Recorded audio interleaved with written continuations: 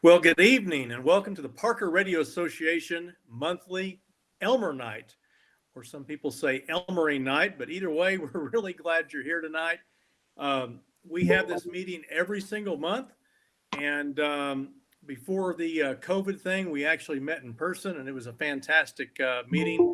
Every month was just exciting. You know, I always learn something. If you've been in the hobby for 30 years or 50 years, as a couple of our members have been, or 5 weeks, there's always something to learn on Elmer Night. So we're really glad you're here tonight.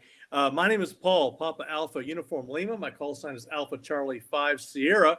And I co chair the Elmering Committee with Terry, WB3 EVZ. And Terry is with us tonight. He's been traveling a lot for business the last 6 months or so, but we're glad to have him here tonight. But not only is Terry here tonight, but Terry's going to be doing the presentation tonight. And if you've never seen one of Terry's presentations, I will tell you, you're in for a treat. Whatever Terry does is always good. I think our most requested presentation to repeat has always been Terry's QRP presentation. And we when we get a chance to grab Terry and he's in town, we always get him to do that presentation for us. But tonight, Terry's going to be doing a presentation on HF mobile operations. And for those of you that don't know Terry, Terry does travel a lot in his business, in his job, and he runs mobile CW. He has a mobile CW station and works people all over the world. So I don't know what the presentation looks like tonight, but I can tell you it's really, really going to be good. So I just have a couple announcements, and I want to turn it over to somebody else here. One, I want to congratulate the club on reaching a milestone of now, as we sit tonight, over 200 members. Everybody can give themselves a round of applause.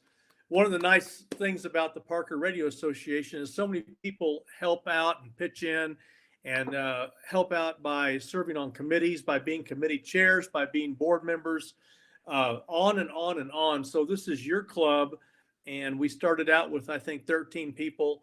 After Dan and I had a thought one day on the side of the road, why don't we start a club? So anyway, we're really excited that we're over 200 members, and we thank everyone for being here tonight. We thank especially all the new members.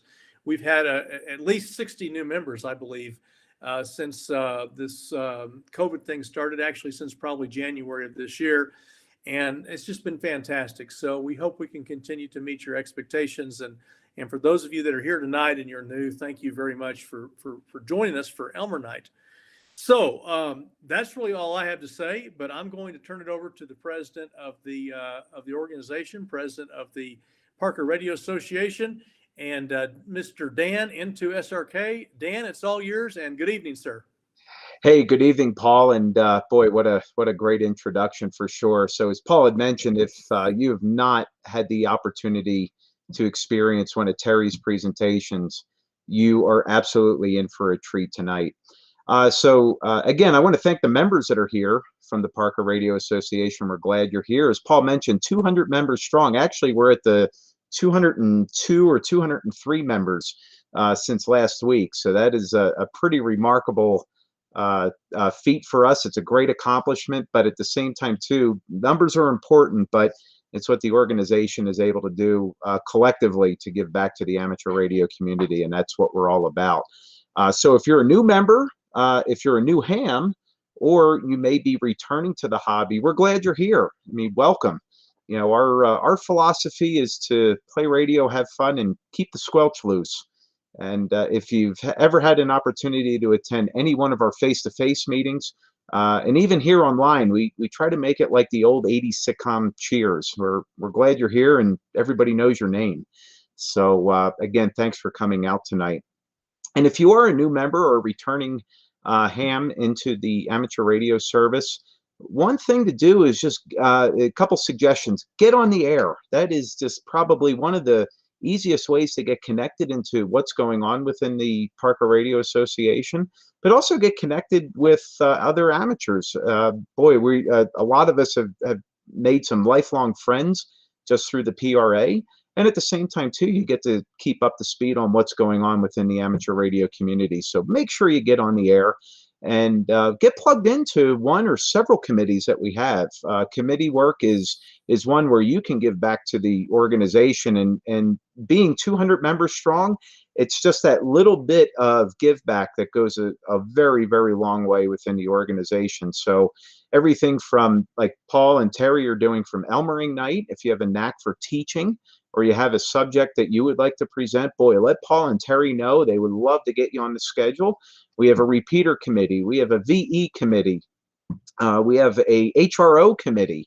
And the list of committees goes on and on. So even if you don't know anything about repeaters, join the repeater committee. That's a great way to get indoctrinated and learning about all the infrastructure that goes into a repeater system.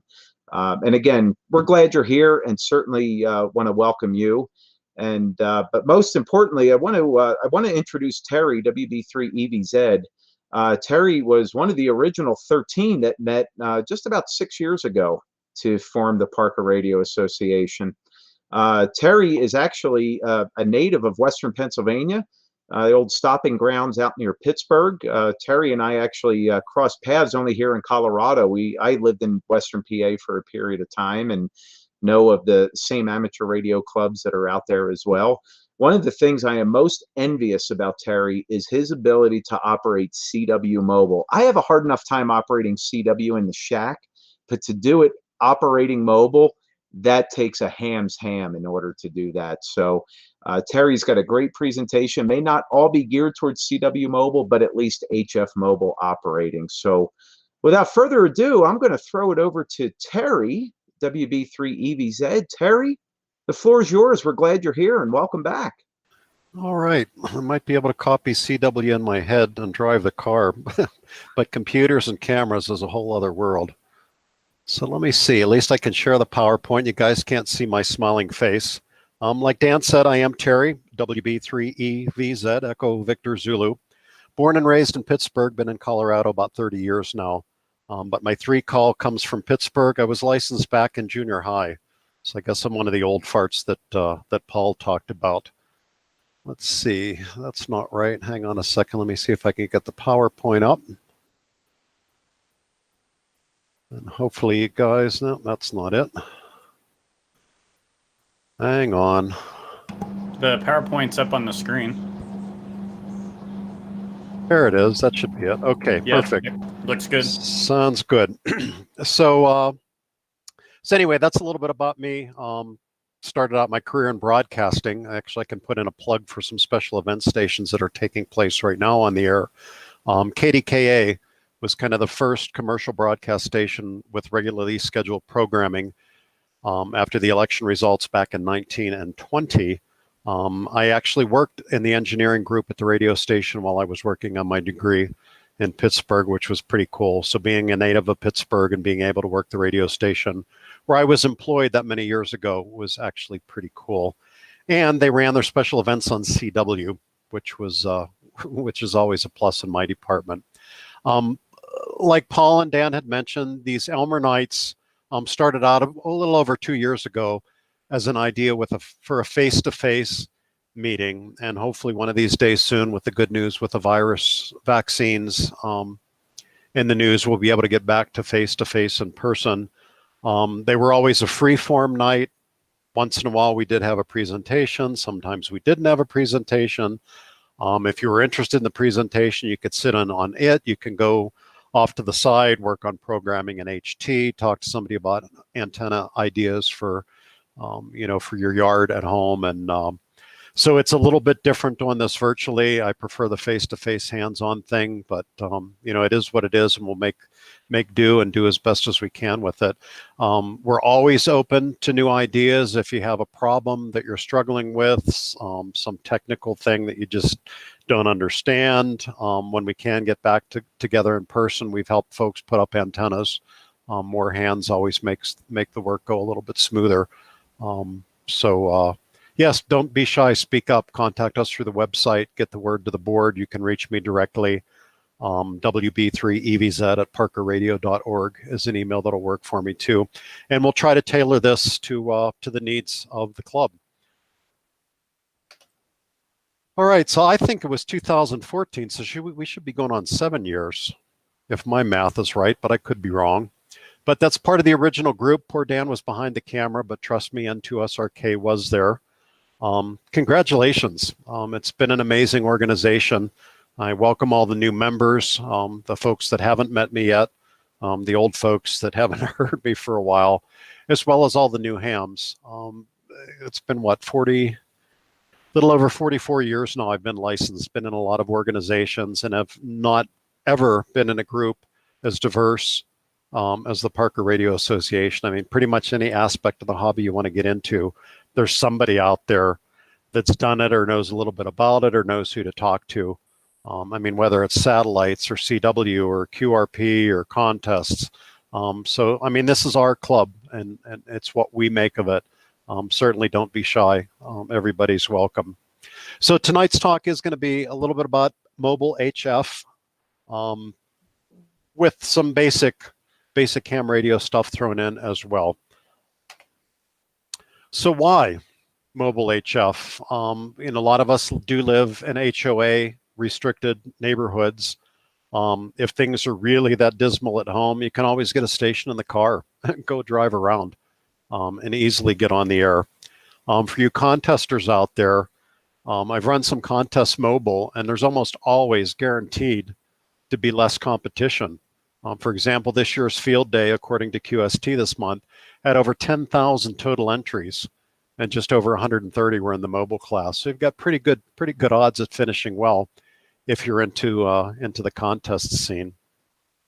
You'd be surprised, and maybe not, how noisy our urban areas are anymore, and it just seems to get worse year after year after year.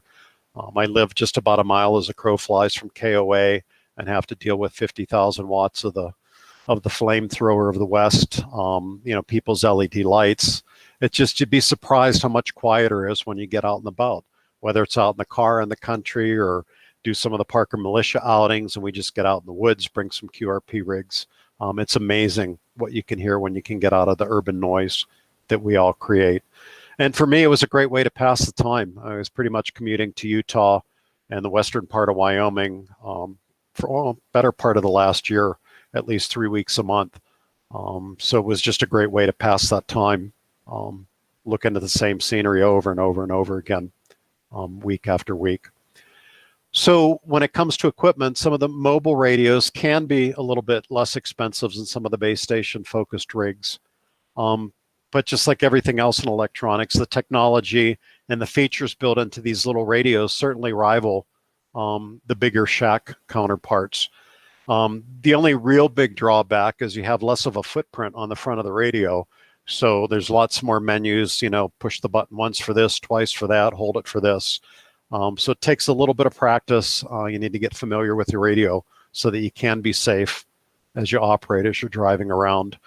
And I found that signing /M on CW or, WB3VZ mobile on voice sometimes give you the edge trying to work a DX station and getting through a pile up, or, even in contests, sometimes people listen just a little harder because they know your signal can be a little bit challenged. You're probably running less power, certainly smaller antennas than folks at home.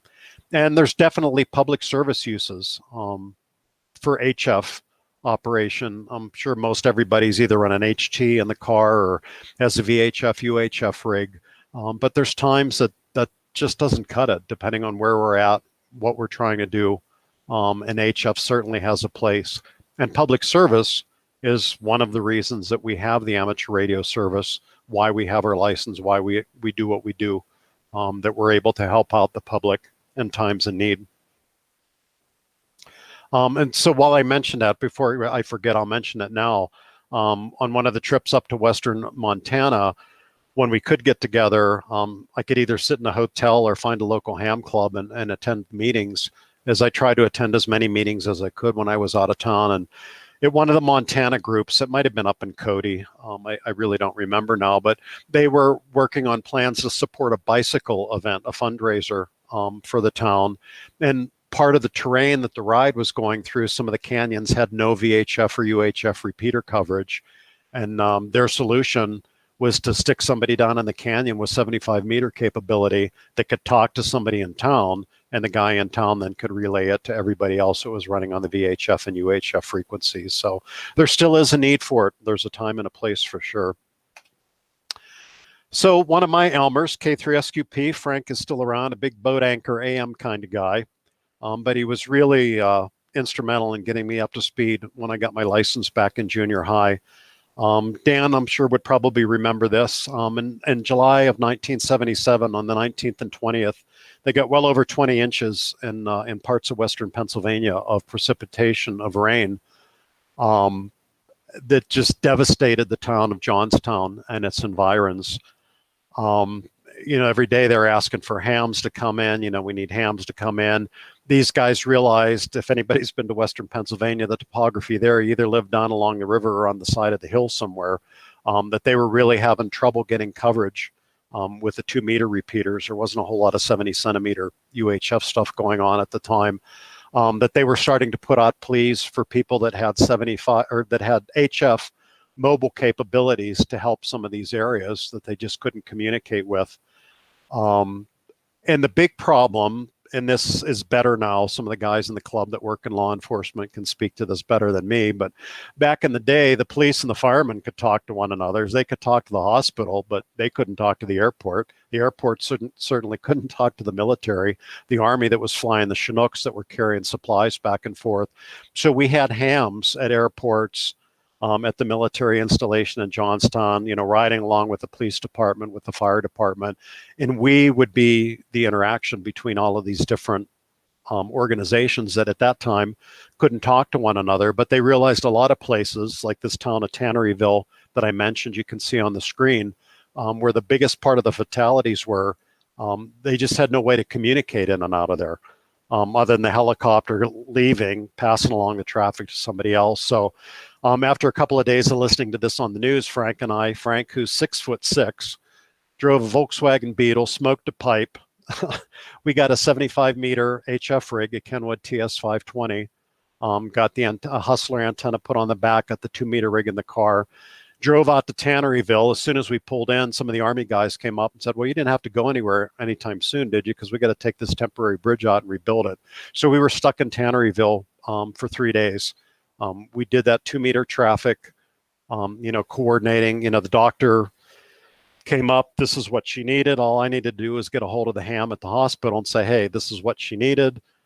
They would get it to an Army guy who would get it to the airport, get those supplies on a Chinook, and they would fly it in to where we were at. And I know a lot of people aren't big contesters and kind of poo-poo it. And it's like, oh, fine, it's field day. You're 2 Alpha Colorado. What's the big deal? If this doctor came up, I didn't need to understand what was on that piece of paper she handed me. I just needed to make sure that the piece of paper at the ham's desk in the hospital looked exactly like mine, and we could get what she needed. So yeah, the contests are contests, and it is a sport. But at the end of the day, it's getting accurate information from one point to the other and getting what we needed. Because of where we were down along Laurel Run Creek, 75 meters, between 3.5 and 4 megahertz, the propagation is short. So we were able to talk from Tanneryville up out of the valley, over the mountain, with repeaters that we couldn't hit, to get the health and welfare traffic to a net control in Pittsburgh, which is about 70 miles to the west, and they would disseminate that information. Like I said, Tanneryville is just a little teeny suburb of Johnstown, but that's where most of the fatalities were. The locals just wanted to let family know, hey, we're okay. I mean, there weren't cell phones. Chances are they wouldn't work there at that point in time anyway. But we were able to get that traffic out and still maintain, all the search and rescue efforts that were going on, which was the real reason that we were there. And that the ARRL recognized everybody as well as the local club. Seems like a long time ago, but a lot of that stuff I can still remember like yesterday. It was the only genuine public service event that I participated in. But the bicycle rides that we support, the runs that we support, are all practice for the real thing. So we did that out of necessity. Frank and I spent our 3 days in Tanneryville, did our part to help. But the Breeze Shooters is a club in Pittsburgh that's still around. They really promote 10-meter operation. And when the sunspots don't cooperate, propagation doesn't cooperate, ground wave still works, is they sponsor a ground wave contest every year. And Frank and I have tried to run it from home, and it's like, you know what, mobile might be kind of fun, and we can drive up on top of one of the mountains just outside of town and be like cherry picking. And we tried it the first year and we won. The next year we took second place, and I'm like, man, this is kind of cool. So we would drive around and work 10-meter mobile and run the contests. 10 meters is one of the more efficient mobile bands. You have an old CB whip that's anywhere from like 102 to 108 inches. Cut a little bit off, it's resonant on the 10-meter band, and you're in good shape. I mentioned here that unlike home, where you might have a vertical in your backyard in the ground, the vehicle's body is the second half of that antenna. So at 10 meters, it kind of works. As you get lower in frequencies, it seems like it works less and less well, but that's all you have in the car, so you make do. HF frequencies are defined as 3 to 30 megahertz. In the car, I run a lot of 40 and 20 meters when the bands were open. 15 and 10 worked out really well. You'll find the engineers, when they build cars, do a really, really good job at electrically keeping all that metal separate from one another.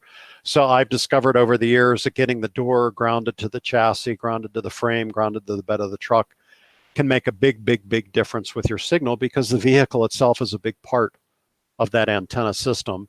So I'm sure everybody owns a digital multimeter and knows how to use it. And if not, they're very reasonably priced, and these Elmer Nights are a great place to go for help if you need some help using it.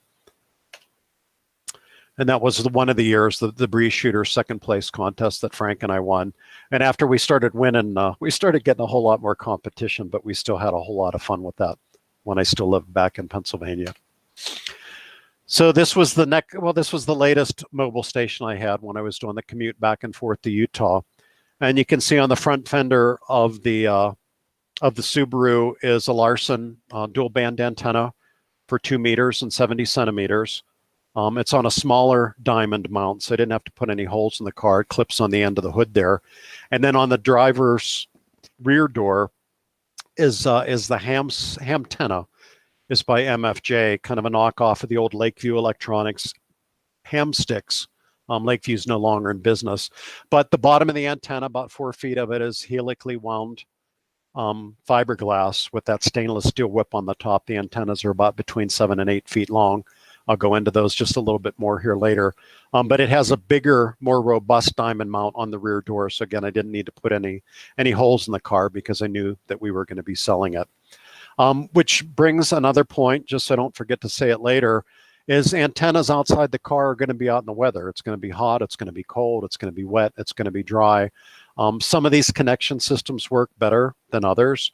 That Larson antenna on the front, it's a little hard to see in the picture, but it uses an NMO mount, like Nancy Motor, why don't I just say New Motorola mount? And Motorola is the one that designed that. It's a good, robust mount. It's waterproof, works really well out in the elements. That Hamtenna that's on the back has a 3/8 by 24 thread per inch stud on the bottom, and it screws into the mount. And again, it screws together, it's tight.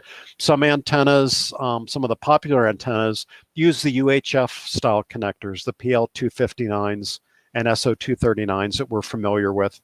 They work, but they weren't really designed to be out in the elements. They weren't really designed to be like physical antenna mounts. So you need to be a little more careful. They're a little more delicate, and you definitely need to waterproof them if you're going to use them outside. In the Subaru, I was running a Yaesu FT857. It's one of their older rigs. At the time, it was about the smallest 100-watt, 160 to 70 centimeter radios, does AM, FM, sideband, CW. They have a newer model, the 891, but it only has the HF bands. I've had such good luck with the 857. That just happens to be what's in this car. Had an external speaker so that I could hear a little bit better. And I use Palm Radio mini paddles. It's a German company that's since has folded up, but just a little set of paddles that were mounted in between the seats that I could just kind of rest my hand beside the seat and I can get to the paddles and talk with folks. I know John and for SJWs had really good luck with the ICOM IC70-100 in the car. I've had Yaesus for a really long time. Their menu system is kind of second nature to me. So I found it easy to stick with that because you got to keep your eyes on the road. So a lot of the older radio, you know, 3 clicks of the knob this way would take me to this menu. You know, 2 clicks counterclockwise would take me there. It didn't really take me too long to be able to operate the normal controls without even having to look at the faceplate of the radio. The 891 has some nice options that there's 3 soft keys on the front panel, and you can program them to get to the most used functions that you want. Obviously, me as a CW operator may have some different needs than you as a sideband operator or an FM operator. This is a sample, a recent log.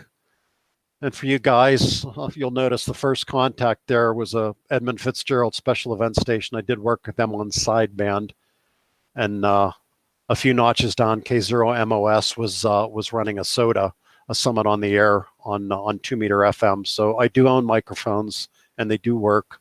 But you'll notice everything else, and the log is CW. Some of this was some portable operating up near Leadville. But a lot of the DX was all mobile on it looks like a Wyoming trip up in Fort Bridger, Sinclair, Laramie. I've got Lithuania, Spain, France, Panama, some Canucks, Italy, Ecuador. I think the Sweden and Russia at the bottom must have been the ITU contest. That would have been at home.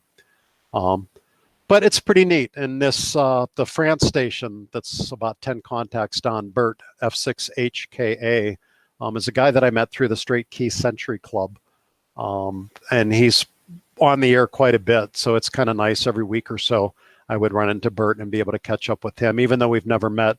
He's kind of like an old friend because we talk often enough, and he's always interested in where I am out and about in the States, since he's never ever been here. Let's see. Okay, a little bit more reading, a little busier on this guide, but just some important stuff. I mean, safety and driving is our priority, and that's what you need to focus on. It's all right to tell somebody to wait or send AS, you know, did it on CW to tell someone to hold on, and you need to focus on what you're doing. But most of these new rigs, like the Yaesus that I use, the faceplates detach, so you can mount them somewhere where you can easily see them. You can reach them. They can kind of be in your heads up area. You don't need to take your eyes off the road to change anything. And even though the little radios do have a lot of menus, most of the stuff is set and forget. I mean, you dial in the radio, get it tuned up like you want. You need the volume, you need the RF gain, you need the VFO, and you're pretty much good to go. Lots of mounts available. I mean, people have screwed it into the dash, Velcroed it to the dash. A lot of the RAM mounts, you know, you can come up off a seat mounting bolts to put things where they need to be. But yeah, it needs to be somewhere where it's visible, where you can keep your eyes on the road and be careful out there. I know one of the recent Elmer Nights, and I apologize, I haven't been around to hear all of them, but I know you guys are talking feed lines and power requirements. You know, typical 100-watt transceiver, whether it's at home or in the car, can draw well over 20 amps. So yeah, you can't just go and pick up a cigarette light adapter and plug it in and hope for the best. You need some real wire from, you know, normally I run it from the battery back into the cabin and do what I need to do with it. And I'll jump down to the bottom. Alan Applegate, K0BG, has an amazing mobile website that'll get as detailed or as simple as you want with mobile operation, from rigs to antennas to mounting things. Check it out sometime if you're interested. It's a wonderful, wonderful resource. And it's there at the bottom of the screen, www.k0bg.com. And I know he goes a little bit, you know, I'm not familiar. I know some of you guys drive Teslas. I'm not up on all of the electric cars. And I know some of the cars have the load limiting devices. Some people recommend, you know, attaching the radio after that so that you don't discharge the battery. But I never really sit in the car and talk anywhere. I'm always moving, so hopefully the alternator's doing its job and putting the juice back into the battery as quick as I'm taking it out. I've got some problems with my ears, been wearing hearing aids for quite some time now. An external speaker is really, really, really helpful. A lot of the radios, because they're so small, the built-in speakers are really small, can't generate a whole lot of sound. So yeah, a little speaker somewhere pointing up at your head is a really, really good thing. The toughest thing I found with mobile operating is logging. Back in the day when I got my license, you had to keep a log of everybody you talked to.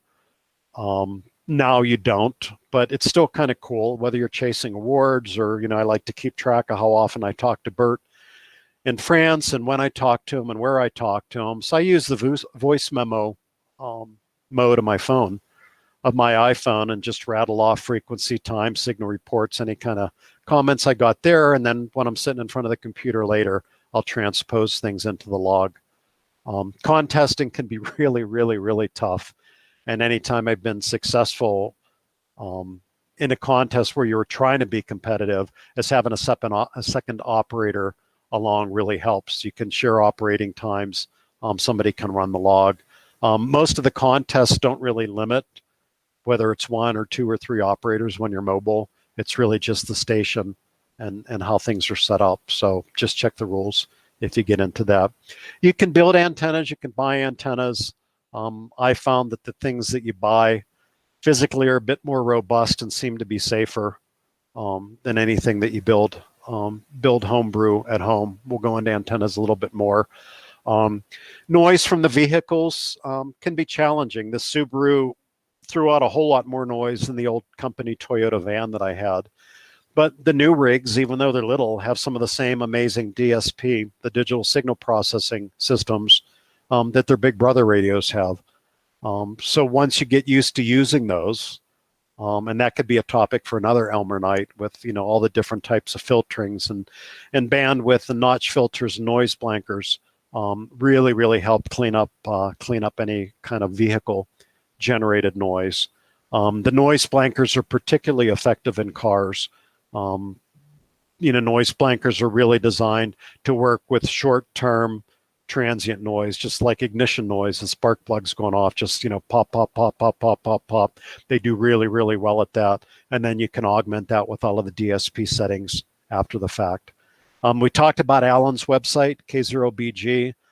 If you're more old-fashioned like me and prefer to look at books instead of a computer screen, Amateur Radio on the Move, published by the ARRL, has lots of good tips for mobile operation from a multitude of vehicles, whether it's maritime mobile in a boat, aeronautical mobile in an airplane. Some of the guys run it on motorcycles. I do ride a motorcycle. I do CW, but I haven't tried to put those two together.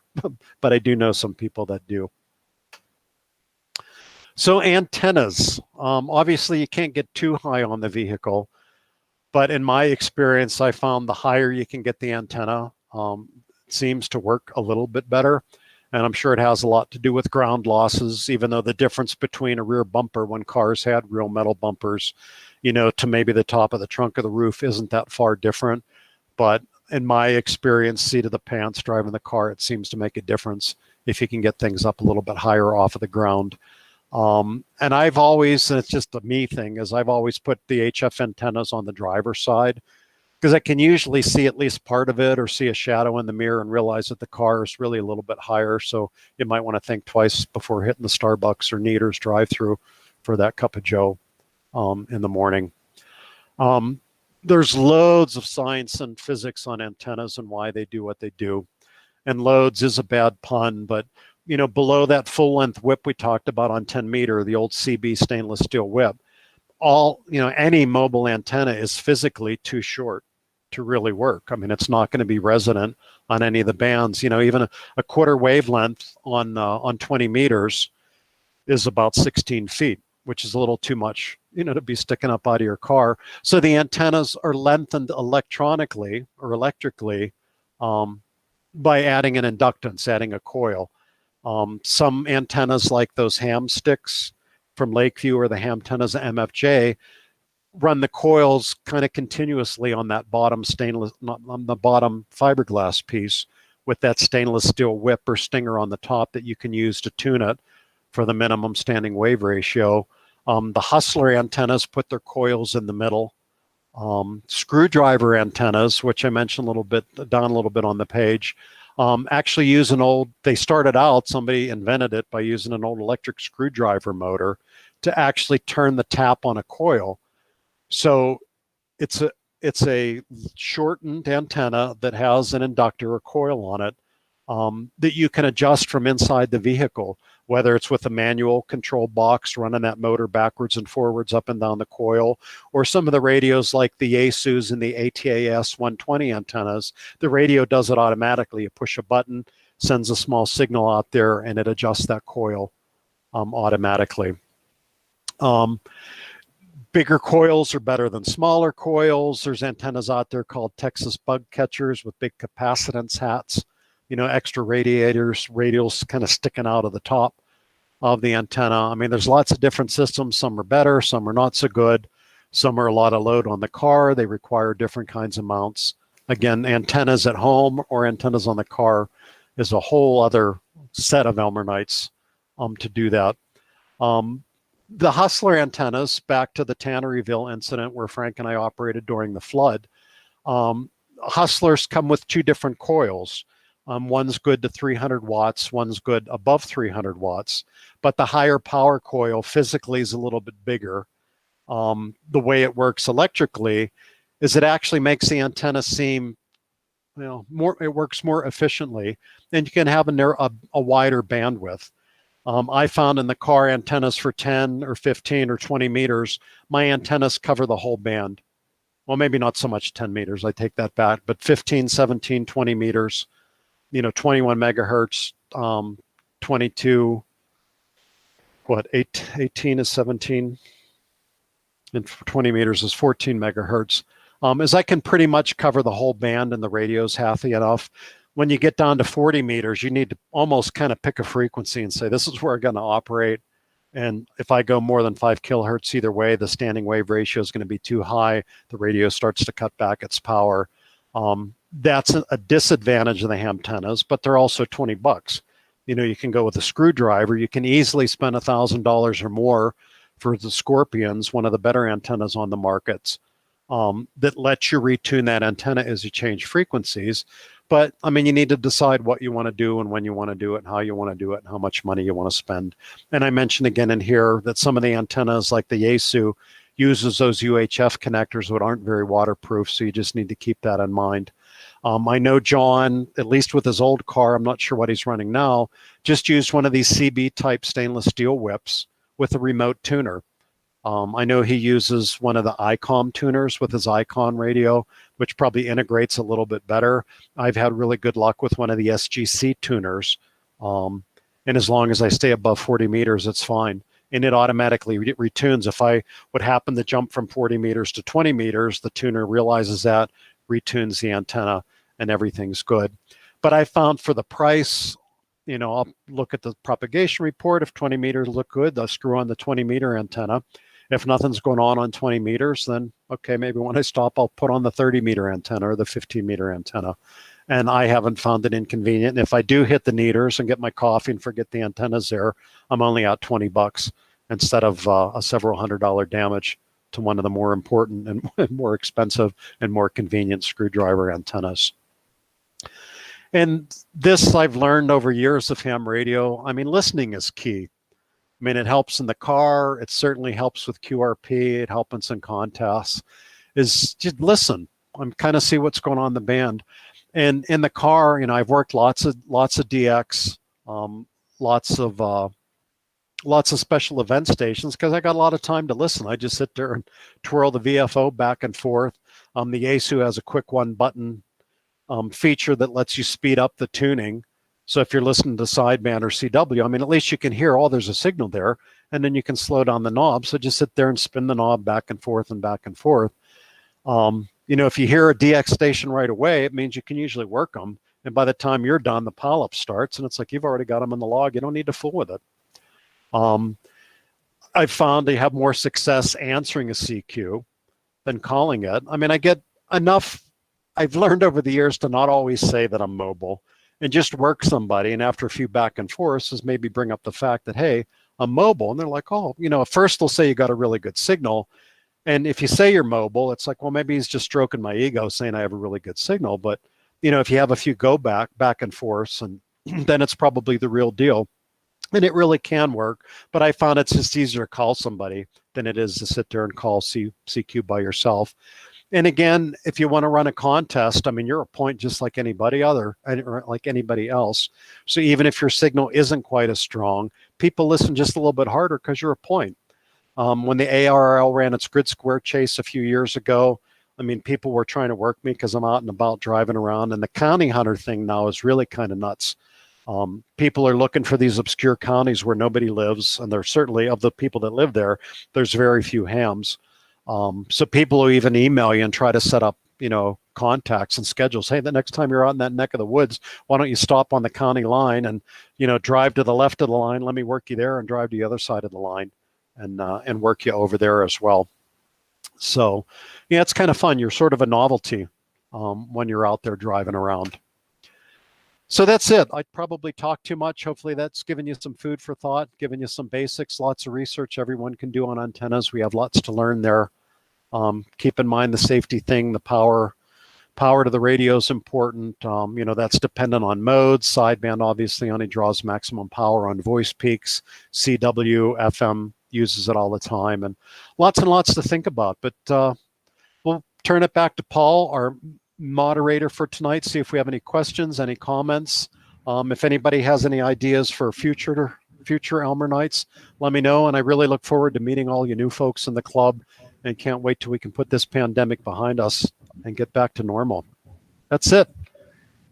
Hey, thanks, Terry, and really appreciate that information.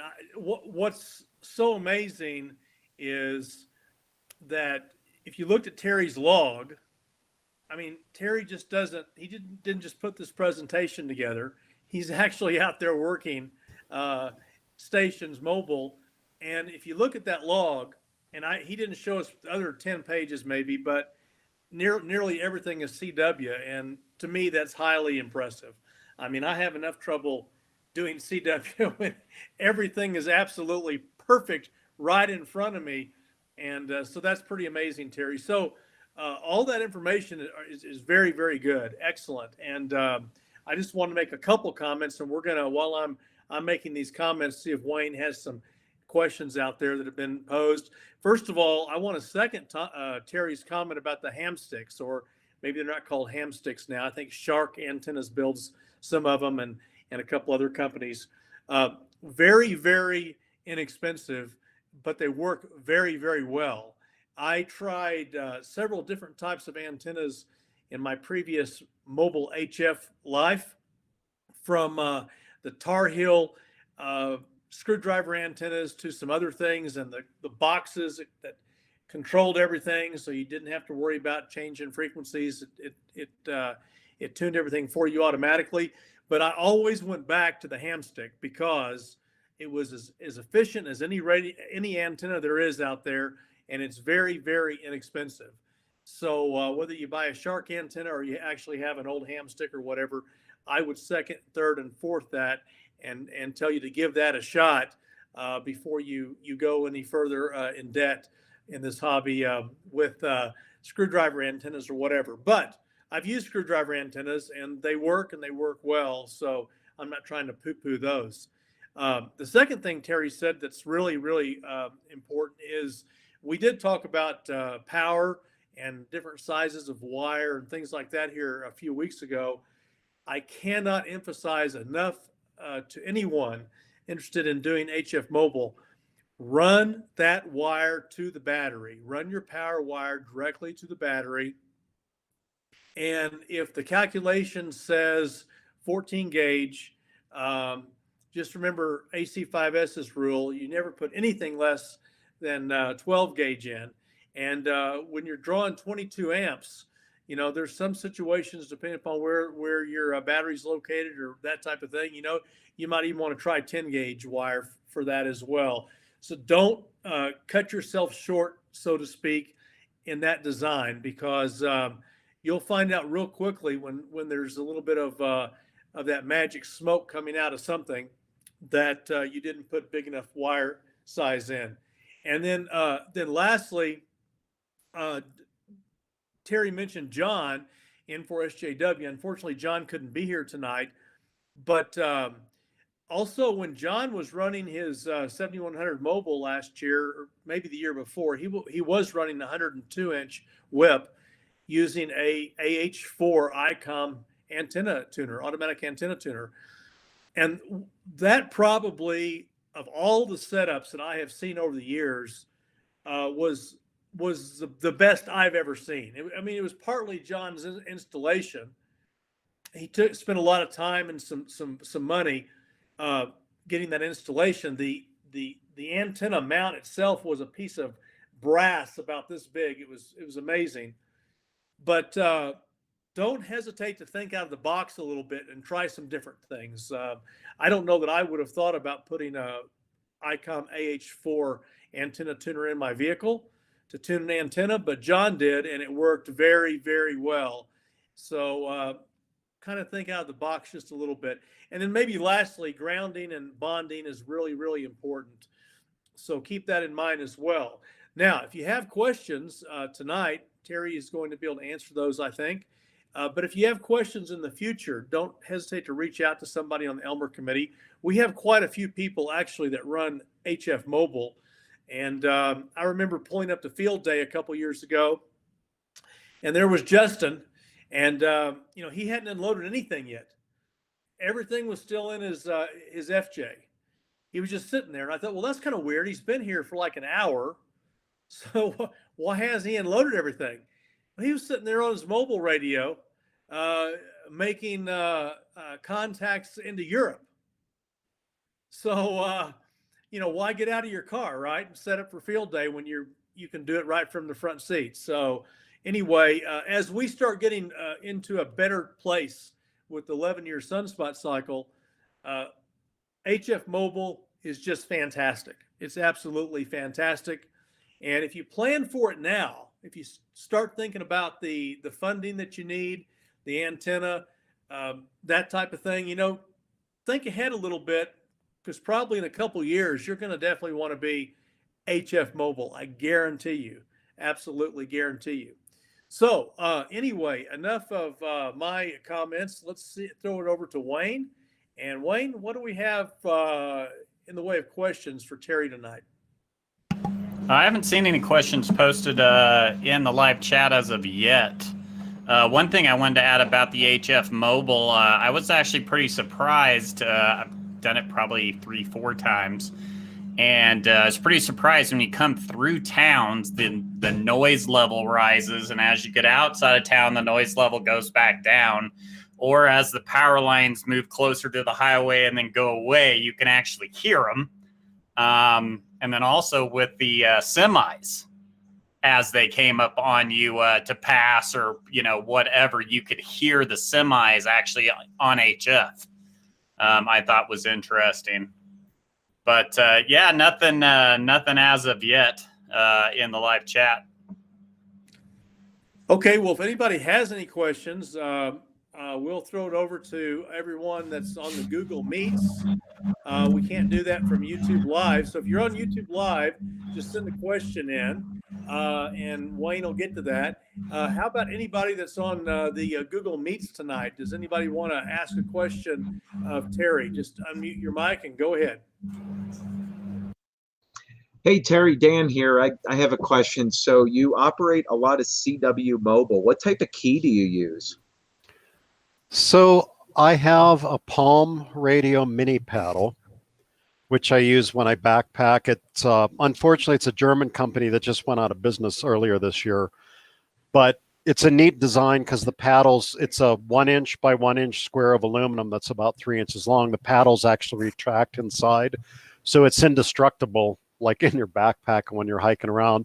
And it has magnets on the bottom. So when I had the company van, the radio was screwed to the floor between the two seats. The paddles would just stick on top of the radio. I know Bagali makes a nice travel key, but it was way, way more expensive than this little German key. American Morse Products makes some interesting looking keys. I haven't played with any yet, but they're just physically they're a little bit smaller, and they just seem to be a little bit more robust and taking like the $300 paddles that are here at home and put in the car. And the palm keys, occasionally you can find them for sale, but people are very, very proud of them and usually want more now than they retailed when they made the thing. So the palm paddles I like, but yeah, unfortunately you can't get them anymore. And one other comment I was thinking another reason to get into this is with all the trips back and forth to Utah. I mean, there's repeaters everywhere, right? I mean, you look, the club's trying to find an open coordinated frequency pair to put a repeater up. You can't find them. All those repeaters, there's never, I mean, almost never anybody to talk to on VHF and UHF. So I gave up, and HF at least gives me an opportunity to talk to somebody. I mean, I had more luck catching people on simplex on VHF or UHF, but if they're going the other way, it's like a 5-minute QSO, right? You're going one direction at 80 miles an hour and they're going the other, and the simplex doesn't work that long. So, you know, if you've got a big road trip coming up, and maybe it's different with D-Star, I'm not into the digital modes and all the internet connected stuff, but just regular analog radio, I had a really, really tough time trying to find anybody to talk to on a repeater anywhere. Okay, very good. Well, I'll just mention one other quick thing, then I'll open it up to another question. The first mobile installation I ever saw was a Kenwood 520 bolted up to the bottom of the dash of an old station wagon. And the guy was running HF Mobile, because back in the day, and probably a little bit even before my time, you couldn't buy mobile HF radios. So you just strapped a 520 or whatever up on the dash or left it on the seat next to you. You remember those type installations, Terry? I do. And Frank had a TS 520 that we used in Tanneryville during the flood, and it sat on my lap. I mean, it was sitting on the floor of the back seat of the Volkswagen. When we got set up, the radio sat on my lap. I still have the old Yaesu FT101, which is the same vintage as the Kenwood, you know, tube finals, a vacuum tube driver, and it had a built-in switching power supply for 12 volts, but I never had the nerve to take it mobile. I mean, we ran it on field day on batteries, but that was also back when cars had dashes, right? I mean, that's another challenge with the mobile installations. Where are you going to put the radio? Even that little Yaesu 891 or 857 or the ICOM 7100, I mean, there's no space in the dash. Every hole, except for John's Honda, where the 7100 head fit exactly right. I mean, there's almost no place to put a whole radio. So without that detachable head, you're kind of stuck these days. So it's certainly a challenge for sure. Well, we are fortunate today to have those radios that do have the detachable heads. I think that you know, it's very, very, very fortunate that we have those. And okay, any other questions from the Google Meets, and then I'll see if Wayne has anything. Anybody else on the Google side? Nope, nothing on the YouTube side. Anybody in the Google Meets?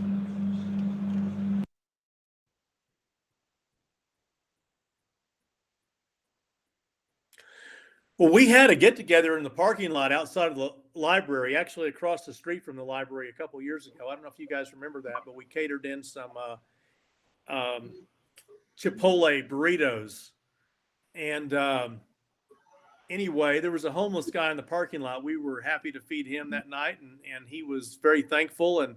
But that was a great time. But, you know, I remember thinking that everybody was going to bring their radios, you know, and set them up on the back of their in their trunk or the back of their truck bed or whatever the case was. But we had about 45 or 50 people that night there, and I couldn't believe how many people actually had mobile HF installations. And it was fun walking around and looking at all those. So we do have a fair number of club members that operate HF Mobile. So Doug, tell us about your comment you just made. Back in the day when you had to have a license for CB, my dad had a Siltronics 1011C, which I wound up getting later. But he had a 72 Plymouth Duster, that radio in the floorboard in the center between the passenger and driver seat, and talking nationwide. It was funny. I didn't think something that big would still fit in a car now, though. That's pretty cool. That's pretty cool. Is there anybody else here tonight that has an HF mobile setup that's already installed that can jump in and tell us about their installation?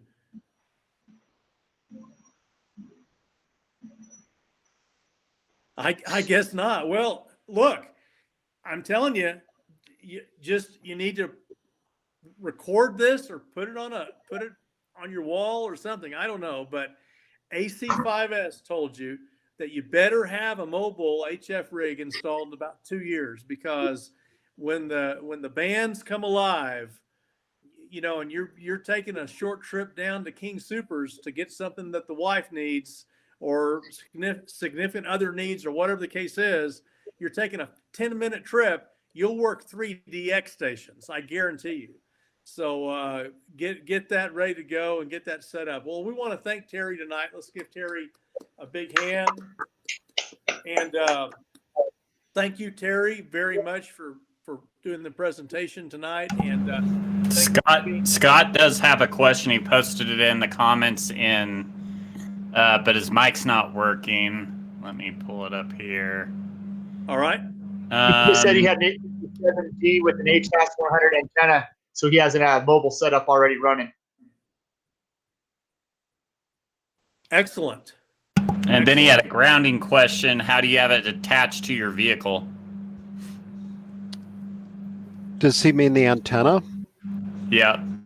So I've used I see the head shaking there, Scott.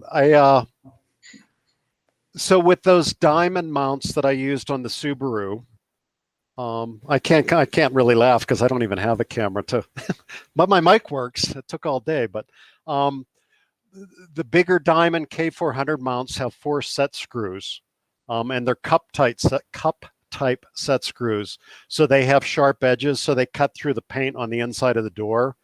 But the Subaru is built kind of like the Toyota. I mean, every body panel, nothing's electrically attached to anything else. So I just used some braid to go between the door and the body of the car. And then the tailgate on the Subaru is mostly fiberglass, but all the doors, just that bonded, just braid between a screw on the door hinge to a screw on the body of the car. I know friends that have run their pickup trucks run into the same thing. It's like, man, the bed is like not attached to anything and nothing's attached to the frame. It's just run some of that bonding braid from the bed to the frame, from the frame to the cab. It can't hurt, and it's easy enough to do because you can get to the door hinges. Is put that braid between the hinge of the door and the cab or the body of the car itself. But it seems like it makes a huge difference. I was going to mention that I mean, this conversation can segue into lots and lots of Elmer topics, but if people are running verticals at home, I think most everybody's figured out you got to have radials under it. The quarter wave that's sticking up in the air vertically is just half the antenna. The ground at the other end is the other half. Especially in Colorado, our ground is so poor, you need to run these radials. Well, in the car, the car is the other half of that antenna. But even on the 10-meter band, I mean, if you start to do the math and surface area, it's really barely big enough. And the website K0BG goes into it and the capacitive effect of the car to the ground underneath it. And it gets pretty heavy with the science and the physics. But I figure there's nothing I can do with that. I mean, it is what it is. But I can at least make the car the biggest single chunk of metal that I can. And it's easy enough to do with that braiding. So that's what I do. Yeah, and a couple other quick notes. Look before you drill. Good point. I mean, I can't tell you how many times I've heard of people drilling into airbag sensor wiring and stuff like that. Some of those types of wires, you can't splice them technically, so it changes the resistance a little bit or something, and the computer doesn't like it or whatever. But, look before you drill. Make sure no gas lines, no other wiring harnesses or whatnot. You'd be surprised how many people drill into things like that. When you're going through the firewall, the other thing is that look for extra holes that the manufacturer already put in the firewall. In the old days, when they built manual vehicles, manual shift vehicles, right? The firewalls would support the clutch linkage as well as no linkage if you had an automatic transmission. So a lot of dashes, a lot of firewalls had a plug or a hole where that clutch linkage would go. And if it was an automatic transmission, you could pop out a little plug or whatever and use that hole as well. If you are going to drill the firewall and you've never done it before, then get some help. One of the best resources we have in the club is Dirk into PDQ.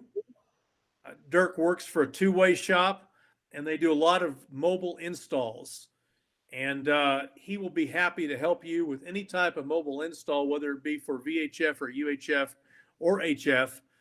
And you buy him some root beer probably, and he'll probably let you put the vehicle in his shop in the middle of the winter to help with installation or something. So anyway, Dirk's a huge resource for mobile installations, as is Terry. As I believe I've done my share of mobile installs as well. So we have enough people that can certainly help you out with that if you need help, because usually HF installs are slightly different than VHF, UHF, unless you're putting all the antennas up on your hood, and a lot of people don't do that. As you saw with Terry's mount, it was on the rear door, which was a very, very interesting installation there as well, Terry. So that was fantastic. Any other questions from anyone? So here's a question for somebody. So obviously you got positive, negative coming off the battery. You're going to run the red to the positive side of the battery. Would you just run the black to the frame? Because that's where it's just a ground. It doesn't really matter if it's attached to the battery, if it's attached to ground. Where would you guys put it? Always go to the battery. Okay. And another, yeah, I agree with Paul. Go finish up, Paul, and then I'll put my 2 cents in. Or I was just going to say there are weird things that happen with ground. Ground's not, we could be here for 2 days and nights talking about ground, and certainly there's a lot of people who are engineers that work out the ground issues associated with mobile operation, and could they've written books on it. So. Right. Because the weird things that happen sometimes with ground potential, you should always go directly to the battery. So run both legs to the battery proper. Yep. And especially with the newer vehicles these days. I mean, it used to be there was just a big piece of wire that went from the negative lead to the battery to the chassis, or maybe to the block, to the engine. And if you look now, it's pretty busy over there on the negative terminal of the battery. So that's where some of these load limiting devices are. The car's like, hey, you're drawing too much current. Some of them are on the negative side and they just shut the battery off. So just directly to the battery. And another good tip is to fuse both lines, both the negative and the positive. Most mobile radios come that way, but you just want to protect yourself. Keep those fuses close. You don't want to short anywhere upstream of the battery. And it's easy enough to do. And like I said, most factory power cords will have a fuse on both sides, the positive and negative, really close to the end to where you're going to attach to the battery. Yeah, absolutely. Roger. Excellent, Terry. So I guess because kind of like what I'm like envisioning here is running from the battery to, say, like one of the Anderson power pole like connectors, and putting on my dash. I'll have like 2 spots to plug a radio into, one for my little handheld that I run for my UHF, VHF, and then the other side for my for an HF rig if I ever get that far. So I'm just trying to kind of think through the layout. That will work. Just make sure you take note of the amp rating on whatever Anderson connectors that you're using. So, there's different size blades that go into the connectors, and some of the lower amperage blades will go into higher amperage housings. So just keep everything rated for whatever current draw that you're going to be using. Okay, yeah, that's kind of what I figured. Like I said, I'm just using a handheld, so it only pulls 5 watts, so it doesn't pull much as far as amperage goes. But the HF radio will be the big draw. Yep, I've never done that. The least amount of connections you can have, I found the better off you are. And I mean, that's not a bad idea. And maybe like one of the West Mountain Radio, the rig runners, that it's like a USB breakout, or not USB, a power pole breakout box might be a good solution. I've normally run the 857, so I can get my VHF and UHF all out of just one radio. So I run my 20 amp line and I'm done. But if I run the 891 and throw an HT in, because the handheld draws such little power, is I just plug it into the cigarette lighter. And I mean, And that's that's what I've another been- idea too. Yeah, that's why that's how I've been running my handheld in the truck, was just right off the cigarette lighter. So I could probably get away with just the one Yep. run to an Anderson power pole, because my HF radio is a do it all. It's the 891. It's gonna be my base station. It's gonna be a mobile rig. It's gonna be portable. It's Okay. gonna have to do it all. So I want an easy way to pull it in and out of the vehicle. In and out. Right. And you can always work backwards. I mean, you can build the circuit for 25 amps, right? But you can plug a 5 amp radio into it or whatever, and you're good. So build your circuit for the highest amount of amperage that you're going to be using, with some safety factors in there, and then plug anything into it you want to that requires less amperage, and you'll always be good. Let me add something, if I could. I've noticed Go right ahead. these Chinese radios seem to be undersizing the power lines and only fusing the positive side too. The good radios from something from ICOM or something from Yaesu or whatever, they always give you a decent wiring harness with some heavy lines and everything else. So I had a couple of those Chinese ones. I just redid the power lines on them and put fuses on both sides. And I got one other suggestion too, which kind of indirectly involves here. We should do a net with NVIS on 40 meters sometime. If everybody can build an NVIS antenna, just locally, that might be kind of a good practice, I guess. I don't know. And do a net. Most people's antenna on 40 meters is NVIS. Yeah, you know.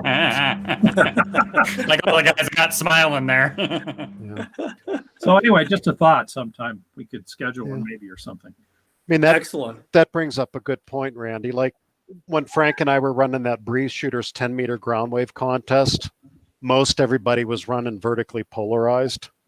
If you haven't fooled with it on VHF and UHF, like when we saw that first person point of view, the RC car, the video thing. I mean, when you go from vertical to horizontal polarization, it doesn't work real well together. If you're talking about propagation and skip and skywave, it really doesn't matter because it gets so twisted around. But if someone's on a 40-meter dipole and I'm driving by locally on the vertical on the car, things disappear pretty quickly. Yeah, it makes a big difference. When you're talking about, talking to Europe, the signal gets so twisted around and twirled around, it really doesn't matter what polarization you started with, because that's probably not what you're ending with. But with a ground wave, it does make a big, big difference. Hey, Patrick, can you tell the story about your hamstick experience? Because I think this is kind of a unique setup that Patrick had for a couple years. And Thanks, Paul. Can you hear me? yeah. Okay. Yeah, so I'm in an HOA, so the struggle is real for that, and I really couldn't find a good solution for an HF antenna. So on the weekends or weeknights or whenever I felt like I wanted to play radio on HF, I would take a roll of cable that I had. I would fling it out the window here in my office, which if you look here, there's the shutters for the windows for my office, and right outside that is the perpendicular roof of my garage. It's right in front of it, and I'd sling the cable out and it would hang off the front of my garage. I would back my car out of the garage. I had a really big diamond mag mount. The thing is massive. I think you could pick up lost treasure in the ocean with it or something, but it's a big mag mount. I even had an extra little ground line connected to it with a quick disconnect, and I had a ground off part where I had a bolt in my car to connect it to, and I would stick that on top of my little Volkswagen Jetta. I'd pick whatever band I wanted to work on, and I'd go stick the ham stick on it, and then I'd walk back up here and I'd sit on, and I made all kinds of connections on that thing. I've never made a single connection off of any in-fed, any other long wire antenna that I've hooked up at this house, but I've made a lot of connections, QSOs with people on ham sticks. So, and I think I even loaned them to you once when you were messing around with something to see what you thought of them. And yeah, they're really a great little viable setup for getting the antennas up. I mean, it's cheap. You get a cheap mount. I've got another mount where I can just attach it to a tripod. Just put it on a tripod and stick it, 20 feet in the air if I want to. But yeah, I can't say enough Yeah. about it. The only caveat I would give is that I do not recommend the short ham sticks. They have two models. They have one that's a standard, and that's like I don't know what, 4 foot long or something ham stick, and then they make some, and I don't know if they do it for all bands, but they make them. They're only about 3 feet long. I could never get any of those to tune, no matter what I did. So, yeah, back to you, Paul. Well, longer is always better, Patrick, and thank Yeah. you for that comment. And yeah, I was camping one time. I had my $400 chameleon antenna up, and made like 2 contacts in 5 hours.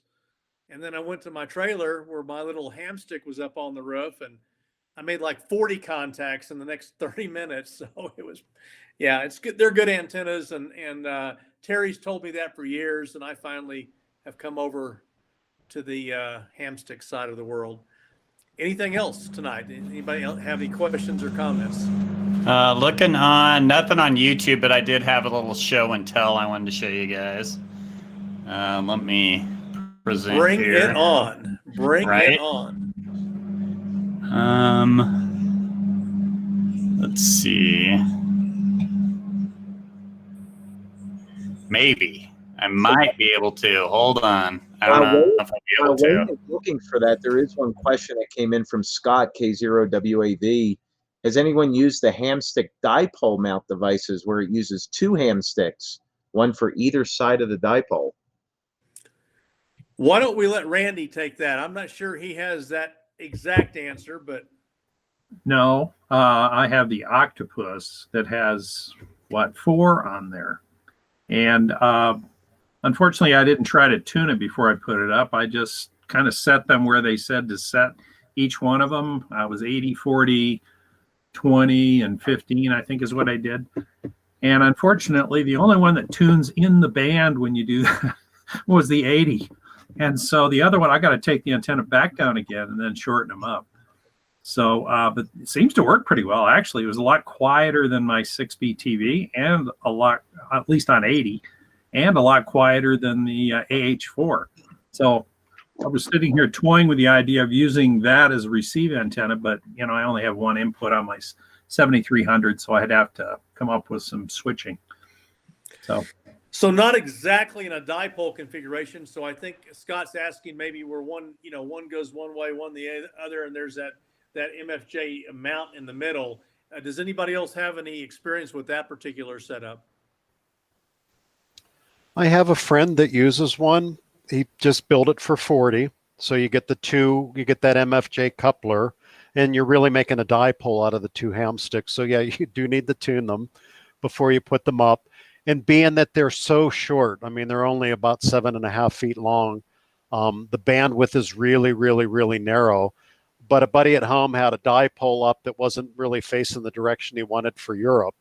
And he found out that even if this thing was shorter, being that he could rotate it, dipoles are kind of more, there's a very deep null off the end. So if the very end of your wire, is pointing at somebody, you're not going to hear them so well. The fact that he could turn the shortened dipole with the MFJ, he was really happy with it. He just didn't have the real estate to put up, 2 dipoles at like 90-degree angles. And he said, it worked. You tune it for where you want to be on sideband or CW and keep it there. But again, it's really cheap, right? The antennas are less than $20. You probably got more money in the coupler and the hardware in the middle than you do with the J-pole and then with the antennas themselves. So, Yeah, that's kind of known as the poor man's, dipole in terms of the rotatable dipoles, because everybody makes, well, not everybody, but a lot of the companies make the rotatable dipoles, and they can be in the $200 to $400 range or higher, but you can certainly do this setup a whole lot less with less money.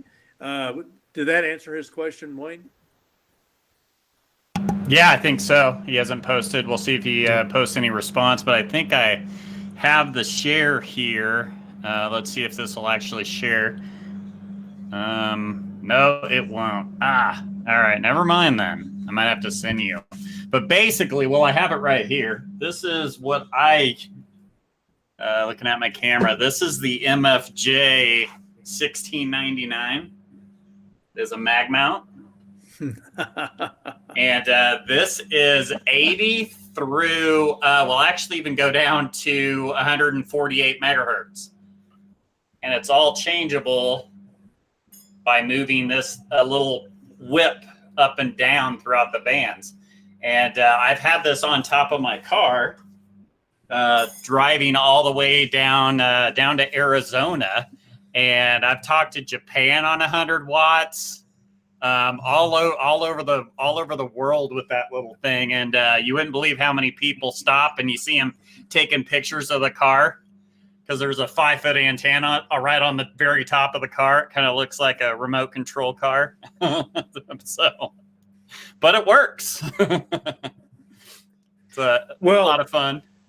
Just a side note, if you want people to take pictures of your antenna, or if you want to take pictures of mobile antennas, you got to go the Dayton Hamvention, because I think I would say half the amateurs in Ohio do mobile HF, because they all show up and they're all Ohio tags just about. There's some other ones too, but man, they have some of the most unbelievable mobile antenna setups you have ever seen in your entire life.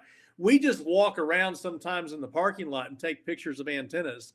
That's how much of a geek Dan does. I've not done that, but anyway, yeah. So speaking of the Dayton Hamvention, all indications today, anyway, is that the Hamvention is on. They are going to start selling tickets if they haven't started already. They're going to soon.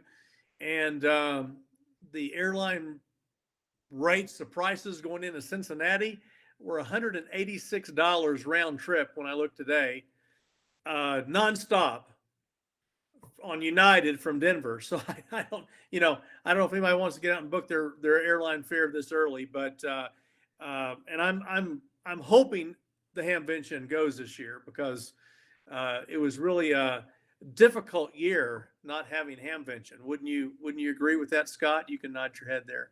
Yeah, Scott's saying yes.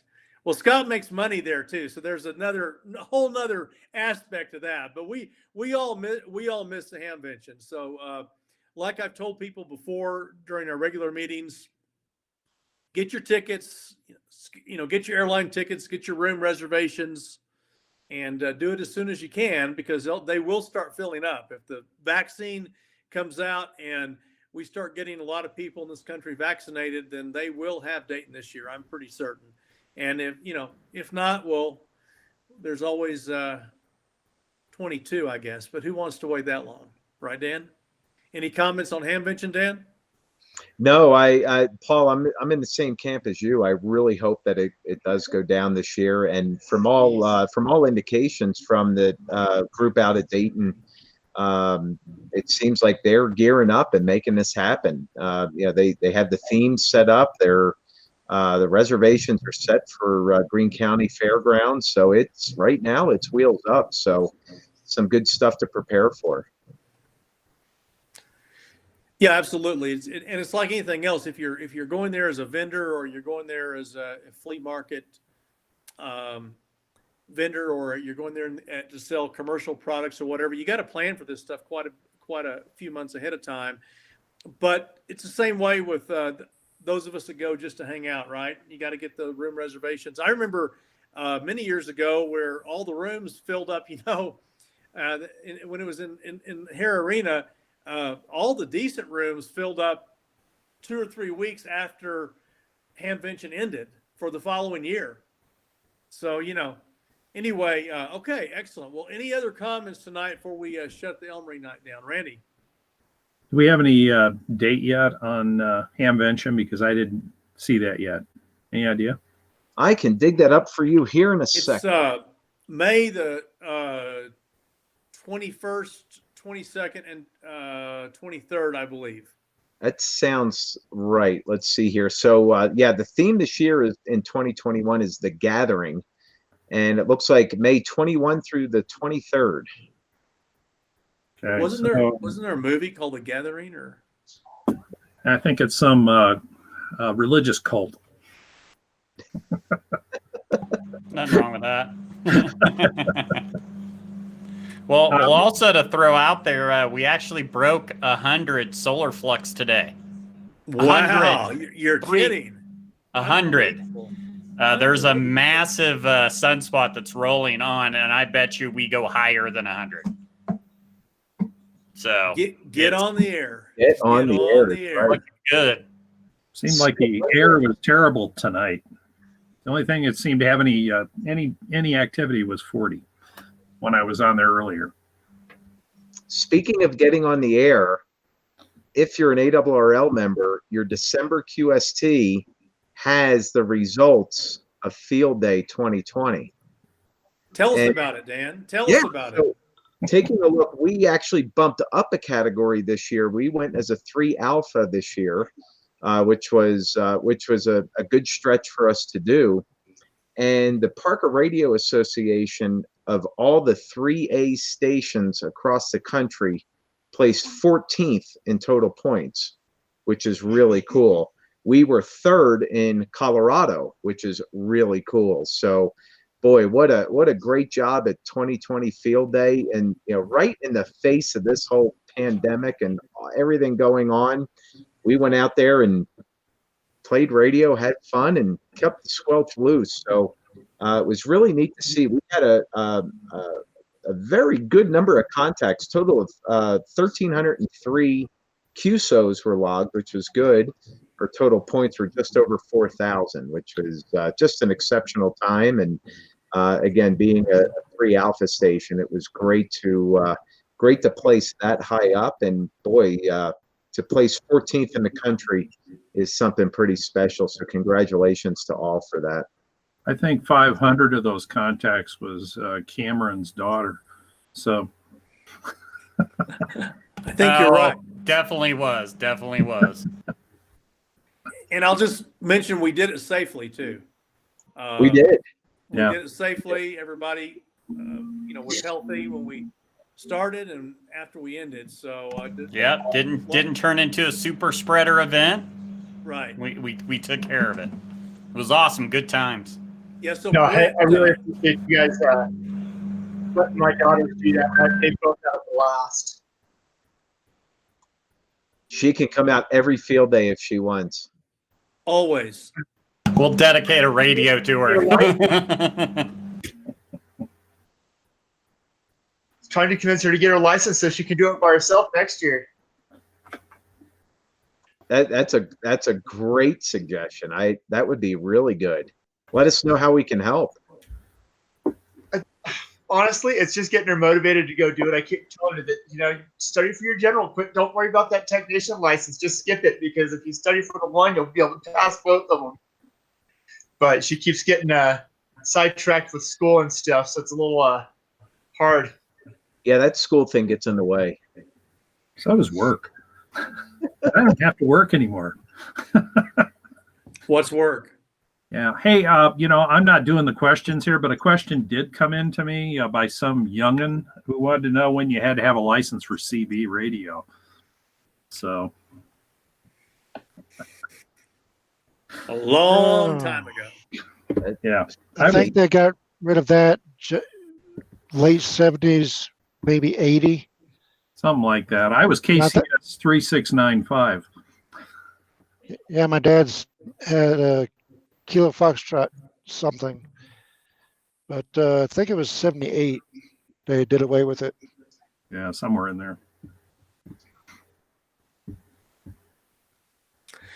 Well, good. Well, I want to thank everybody for joining us tonight. We've had a fantastic event, and thank you, Terry, again for the presentation tonight. And as Terry mentioned, the Elmer team is doing our best to help everyone out that has questions. So if you have any questions, please send them to us, and we'll get on them as soon as we can. And so thanks for everyone joining tonight.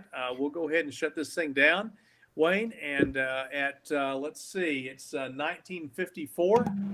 Everyone have a very safe Thanksgiving. Eat a lot of turkey and dressing, and whatever else ham, whatever it is you're going to be eating this week, and Play on HF. play on HF. Be safe, and don't forget about our nets.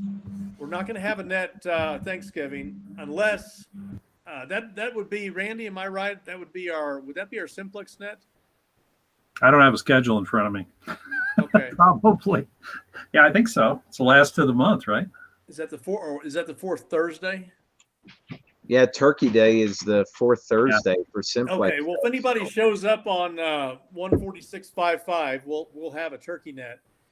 If not, don't forget our 3 nets next week. Monday night our digital net, Tuesday night our analog net, and a week from Thanksgiving will be our Elmer Tech net. 73 to all. Great job, Terry. Thank you. Terry, thanks everyone. Thanks. Happy Thanksgiving, everybody. So long. Happy Turkey Day, Terry. Gobble, gobble.